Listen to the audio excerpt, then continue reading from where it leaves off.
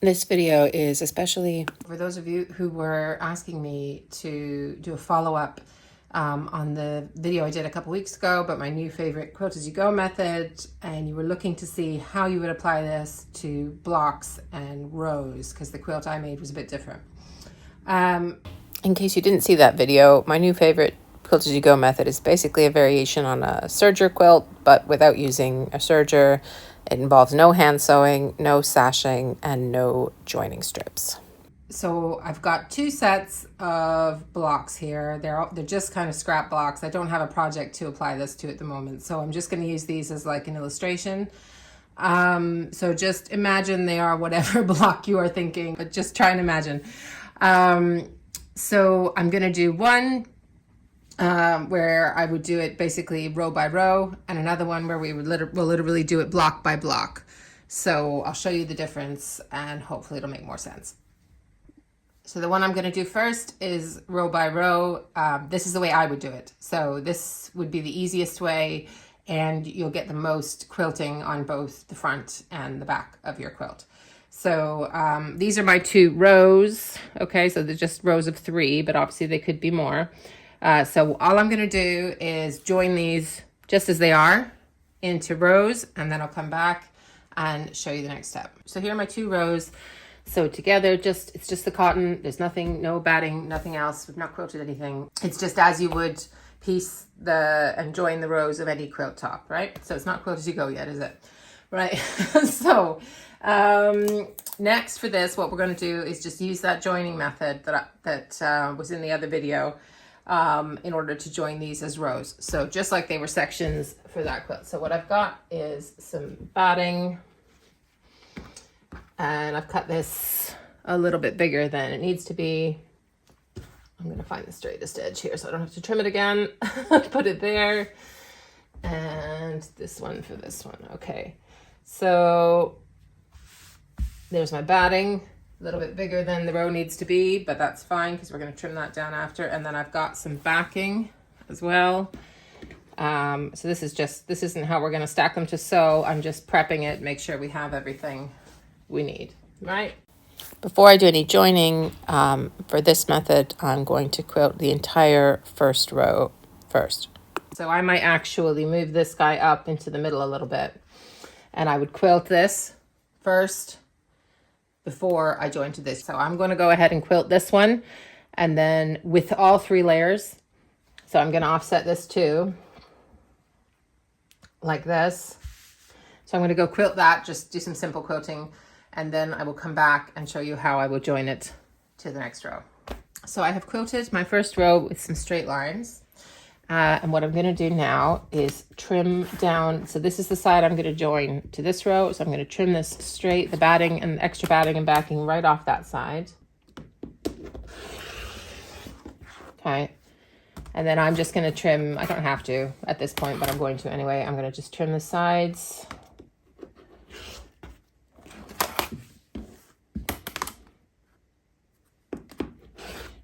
And I'm just going to leave that bit for now, because this would be like the top of my quilt, so I can trim that off later. That's fine. Right, so now we're going to go to the sewing machine, and we're going to join this row to this row before we quilt this one. Okay, so here we are. So this is the row that we've quilted. This is the row we want to join. So we're going to put the top of the second row flush right up against the first row. Going to put the batting similarly right up against it.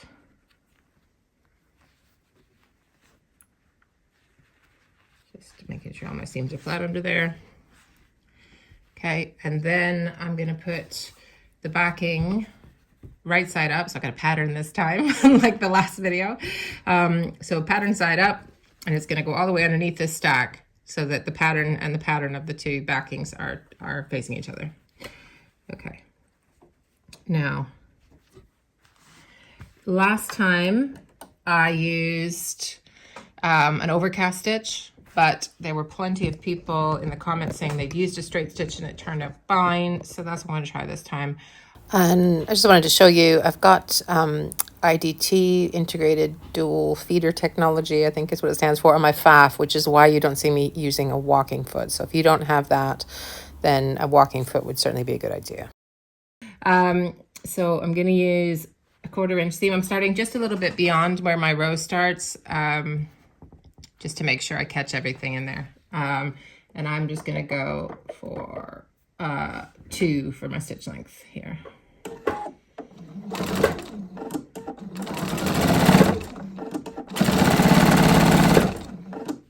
And because I'm not pinned, I'm going to just stop and adjust things every so often.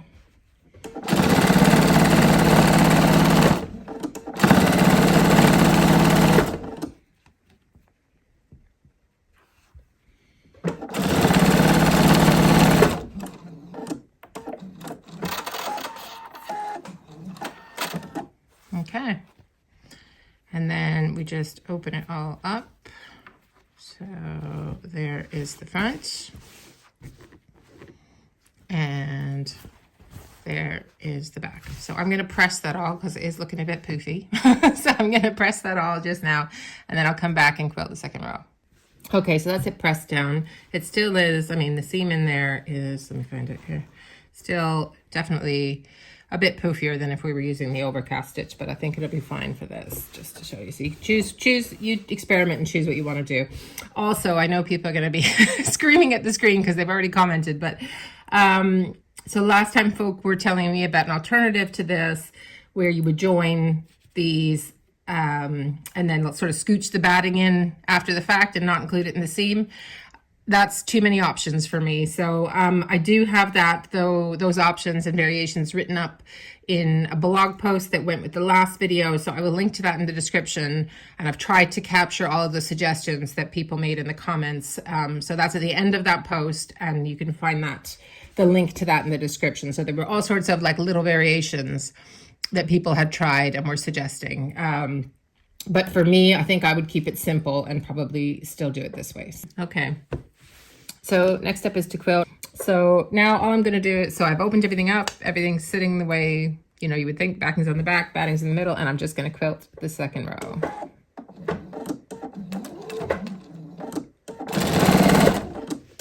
So here it is joined, and now all I have to do is trim them.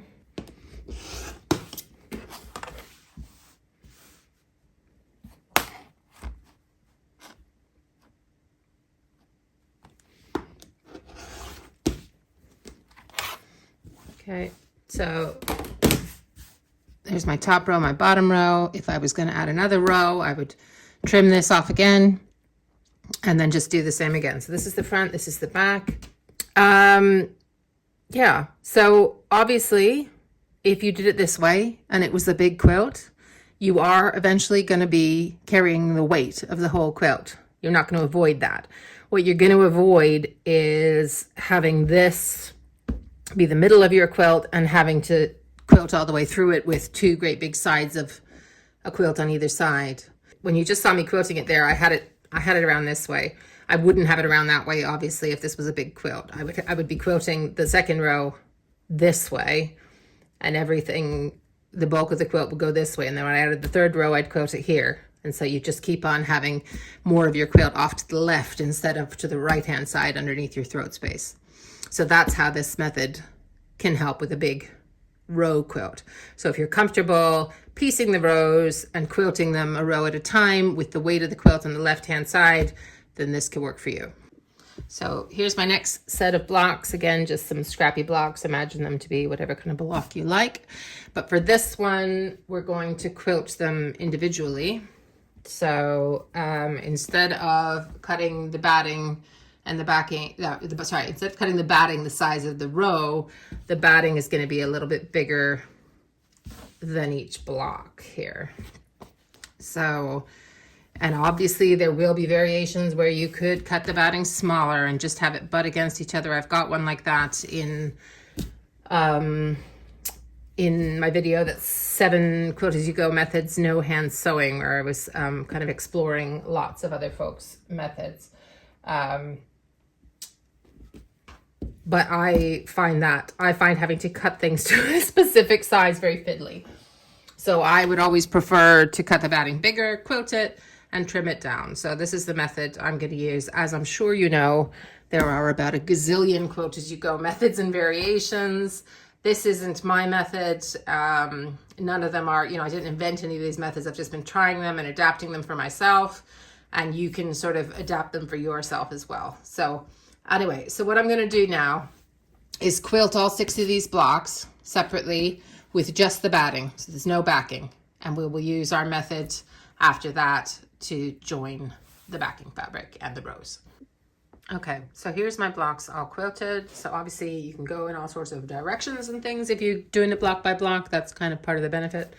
So what I'm going to do now is just trim all the excess batting off so that my batting and my square, or my batting and my block, are exactly the same size. So here are the blocks all trimmed. So literally what I'm going to do is just join them with a straight stitch again without any backing. Okay, we're going to do the backing bit afterwards. So it's just going to be right sides to right sides, straight stitch at 1/4 inch. And then I will press open the seams. So these are my 2 rows joined. And now it's just a case of joining them to each other and adding the backing. Now this is a really similar technique to what I used in my denim Quilt-As-You-Go quilt and scraps block. I don't know, I can't remember what I called the video, but I'll link to it above or in the description. But for that one, I just added the backing all in one piece and then added additional quilting lines. So I did still feed the whole quilt basically through the machine. So this would, again, if you did it in rows using this technique, instead of that, what I would call the false back method, which is what I did for the denim quilt.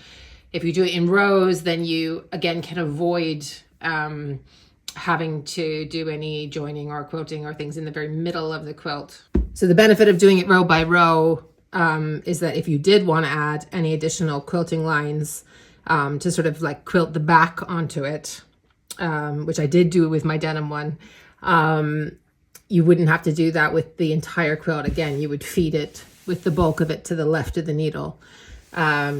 So that would be the benefit of doing that, but you don't have to add additional quilting lines. This can just be a way of using up strips of fabric for backing or joining as you go, literally like doing a row at a time as you have time or fabric, and not ever kind of having the whole quilt back or the whole quilt top to deal with. So I'm just going to press my backing fabric and then we will join that at the sewing machine. Okay, so here's row 1 and my backing fabric. That's just a seam because I had to piece this to get a big enough piece. So that's not got anything to do with the method, right? Okay, so that's going there. And then I've got my second row. It's going to go right sides to right sides because it's blocks. I'm going to line up my seams as best as I can. That's the only thing you want to keep an eye on, I guess, if you're doing blocks, is where the seams line up, the same way you would be if you were joining it with a regular row quilt, right? So, and then I've got my other piece of backing fabric, and similarly to what we did before, it's going to go in the bottom. And everything is going to line up with the edge where we're sewing. So we might have to shimmy it all again. So I didn't do it for the smaller one, and to be honest, I didn't even check if I'd lined up my seams for that one, so maybe you could look at it and go, that's not right. For this one, I'm going to clip where my seams join. And I feel like I've not done the best trimming job, so I'm going to have to be scooching this in here. But you'll get the idea. Okay, and I'm just going to use a straight stitch to join it.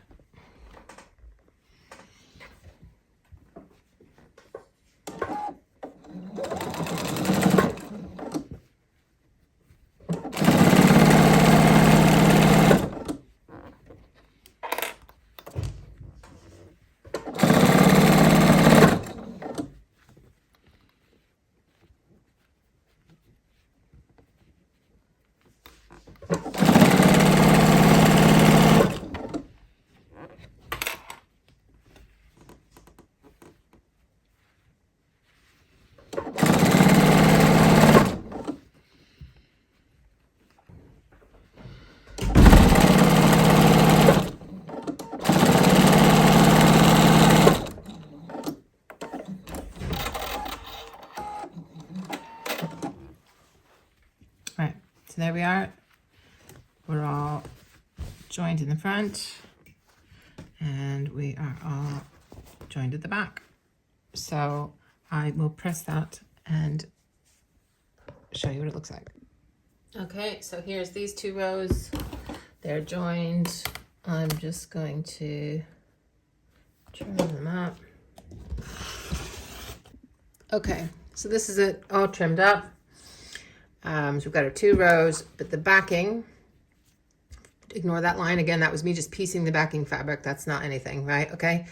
The back is not quilted, right? So depending on what size your block is, that may or may not bother you. So if you joined the third row here, you're going to have a line here. So it's really only this amount, the size of the block, that's unquilted. So, when I do the false back method, which is the whole thing is just backing off, and you just stitch in the ditch around the blocks anyway. So you would have an unquilted back. So it was possibly not a problem. When I did the orphan block quilt where I was experimenting with this method, I did go in sometimes, but not all the time, just to be inconsistent, and added like a top stitch line here, or added some extra quilting through the middle or something to attach the backing. So it's kind of like an option. I don't want to overload you with too many. I know I sometimes do that. You could do this, you could do that, but you could. So anyway, but it would be perfectly fine not to quilt the back because your batting is quilted, right? So, and that's the thing where they're giving you instructions on the batting package, how far apart you can leave unquilted. The backing fabric is just fabric, so you can do what you want, right? It's just whether you're happy with there being that. So if it's joined here, there'd be this unquilted bit, that's it. But that's perfectly fine. That's not going to damage your quilt. So those are the two ways you can do it. So this one completely quilted back, just row by row. So if you can manage quilting a whole row at a time, you can get something like this, obviously with whatever quilting design you want. And if you really want to quilt your blocks individually, then the trade-off probably is that the back will not be quilted. So that is how I would use that same method from the video a couple weeks ago to do either row by row or block by block. And if you were confused by me talking about overcast seams and things like that in the video, and you haven't seen the first one, I will link to it in the description up above. Basically, this method was adapted from a bunch of videos I watched for people making quilt-as-you-go quilts on sergers, which use like an overlocking stitch. And my sewing machine had an overcast stitch, so I decided to try to do that. So that's where that's come from. But these were both done with the straight stitch. And you can experiment and decide what kind of stitch you want to use. So you can use whichever stitch for the same method. I hope this video answered any questions you had from the last time. And if you like videos like this, please don't forget to subscribe, hit the bell for notifications, and leave me a comment. Let me know what you thought. Thanks so much for spending time with me, and I hope to see you next time.